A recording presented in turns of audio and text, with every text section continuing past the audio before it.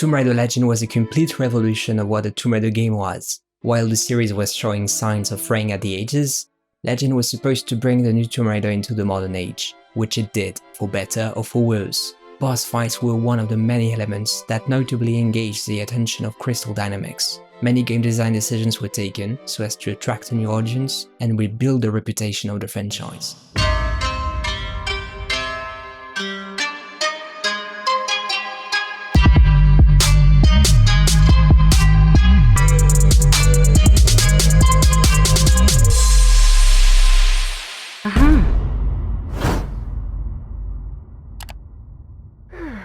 Hello fair raiders and welcome back to my humble abode. Last time we talked about the 5 most memorable moments in Tomb Raider Underworld, and gee, that was disturbing. But today there's a very special topic I wanted to discuss, and that's the boss fights in Tomb Raider Legend. I don't want anything bad to happen, but it will if you come any closer. So before we move on to our list, I need to tell you the short history of bosses. Before Legend, boss fight didn't have a role as prominent as they would in this game. However, there is one element that the devs kept from the classic era, and that was the idea that each boss had a specific mech to understand, so as to be able to beat it. This kind of game design decision traces back to Tomb Raider 2, where it was a response to the first game. There was but a single boss fight in this game, at least officially, but there was nothing exceptional about it. The dragon in Tomb Raider 2, on the other hand, had a specific mech. You had to remove the dagger to prevent it from reviving. Tomb Raider 3 was also the first game where boss fights became a significant part of the gameplay, and they were all tied to a specific mechanic, save maybe the first one. So Legend decided to follow the same model. The game may be way shorter than Tomb Raider 3 ever was, especially Tomb Raider 3 Gold, but the decision was made that every single stage should conclude with a boss fight, or something of the like, the only exceptions being Bolivia, Peru and Nepal. Due to how the gameplay was refined, some of the mechs could be really tough to get into. And yet, that they are difficult doesn't mean that they are not good. You guys know me, right? In fact, the more I think about it, the more I realize that if there was one thing Legend did well, among many others of course, it would be the boss fights, probably the best in the entire saga. So let's look into that right now.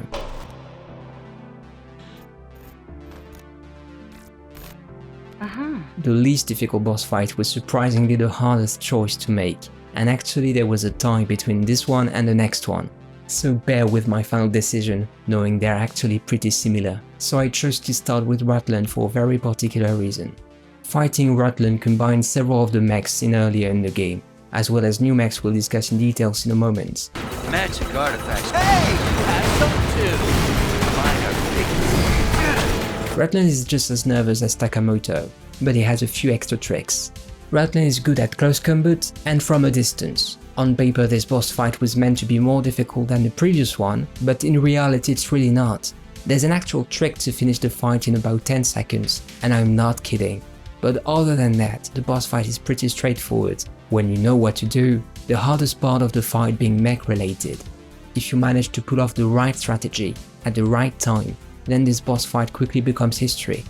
On the first run however, or if you don't rely on a glitch, you might find this boss fight more difficult than the one we're about to discuss, especially when the camera doesn't cooperate. Oh yes, the camera. You're going to hear that a lot in the next few minutes.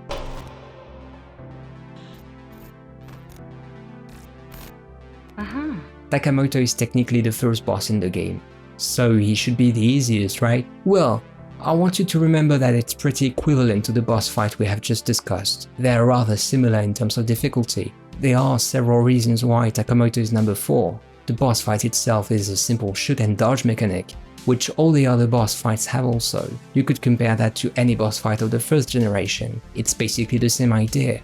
Remember when we were fighting a madman in India? Takamoto is pretty much like this. The Rutland boss fight was telegraphed, in the sense that the player had to understand they had to pull down the ledges so that the boss couldn't heal. The Takamoto boss fight in comparison throws the player directly in the lion's mouth, and if you have good reflexes, the boss fight is rather easy to blaze through. But contrary to Rutland, there's no real glitch you can exploit to cheat your way through the fight. Takamoto invited the player to choose from a set of different strategies, and depending on your gameplay, not all the strategies were good for you. Some players chose a more frontal approach because Lara deals more damage the closer she gets. Others had to rely on a safer strategy, like the strafing attack strategy. or the quote-unquote post-battle of attrition strategy, the safest of all strategies. No, I'm not making that up, that strategy exists. It's basically cheesing out the boss from a save point, and that wouldn't be a first in a Tomb Raider game, right? I read that the PSP version was even harder, but you tell me about that because I haven't tried it yet.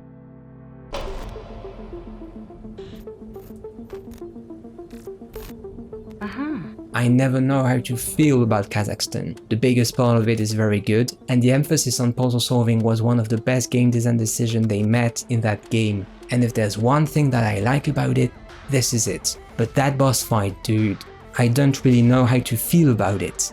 I like the idea of it, but the implementation could have been improved. See, you're not supposed to kill the entity, but to dodge it. Your goal is to activate the 4 circuit breakers around the room to engage into the second phase of the fight, with the Tesla gun. And this time, oh boy, not that it's extremely difficult, but you have to be quick enough to push all the electrodes so as to break the force field around the salt fragment. This boss fight is actually not a boss fight, and if you're not quick enough, Lara will eventually die, and grappling the salt fragment can be tedious if your controls are not responsive, or the camera just doesn't want to cooperate when ping-ponging between the electrodes. The boss fight was pretty intense, and I like it, but that second phase, man, it can be a bit unsettling. Even more so if you don't know you shouldn't try to kill the entity and focus on the fragments. But if you think that was tough, stick with me a couple more minutes because there's so much worse.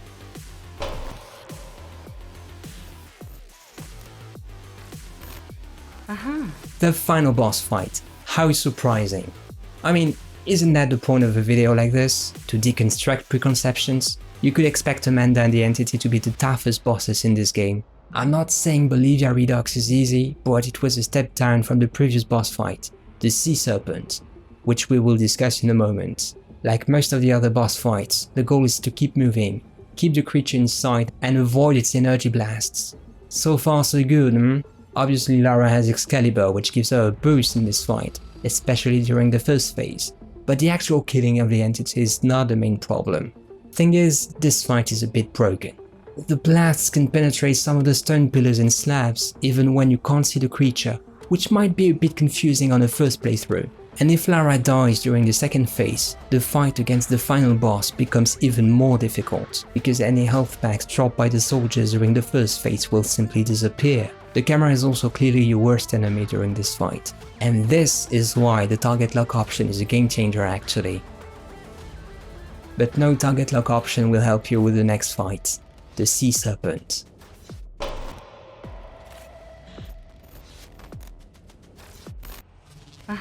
The Sea Serpent in England won the title of the most difficult boss fight in Tomb Raider Legend. Like some of the boss fights in this list, it requires the player to be quick. You have to shoot the bell so as to shift the serpent's attention away from Lara, and then you need to grapple the lever, pull on the cable, and drop that cage on the serpent's head. The overall boss fight is pretty much intense, and you need to repeat the operation another 3 times, so it can be a bit tedious to keep the pressure, and you may make a few mistakes.